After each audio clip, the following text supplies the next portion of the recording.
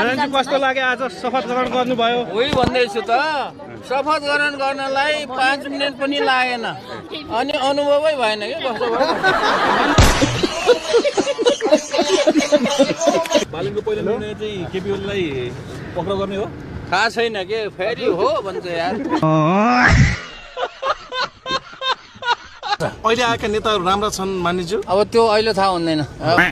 बालेन सरकारले गर्नुपर्ने 1 2 3 गरेर भन्दाखेरि के काम? भ्रष्टाचार हटाउने, सुशासन ल्याउने। ल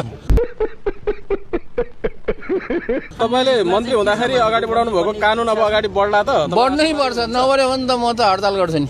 मेरो खराब पानी छ, मेरो खराब पानी छ, मेरो खराब। फेरि शिक्षा मन्त्रीमा चाहिँ चर्चामा छ के हो? थाहा छैन, चर्चा मैले सुन्दिनँ। अधुरो सपनालाई पुरा गर्न मन्त्री नै हुनुपर्छ भन्ने छैन, नमन्त्री भए पनि काम हुन्छ।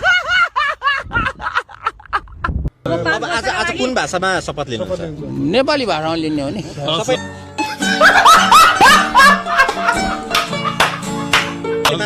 के भिन्नता पाउनुभयो यहाँ त? पहिला मन्त्री परिषदमै तपाईँ कार्य सुरु भएकै छैन, काम सुरु भएकै छैन अनि आदिवासीका लागि तपाईँ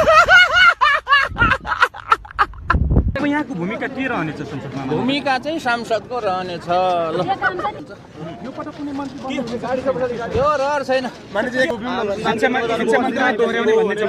कसरी हेर्नु भएको छ? त्यो दिमाग नभएकोहरूले आरोप लगाउने हो क्या।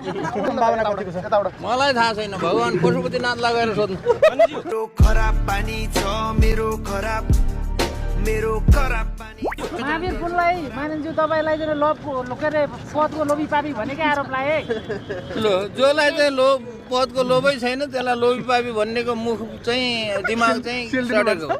यति धेरै सांसद मन्त्रीहरू हुन्छ, तपाईँ मात्र यस्तो हुनुपर्ने, अरू फेरि तपाईँको एउटा सिको नगर्ने, खुलेर हिँड्न नसक्ने कारण के होला फेरि? अनि यो त्यही तिमी जस्तो धेरै गाउँ गर्ने भएर हो।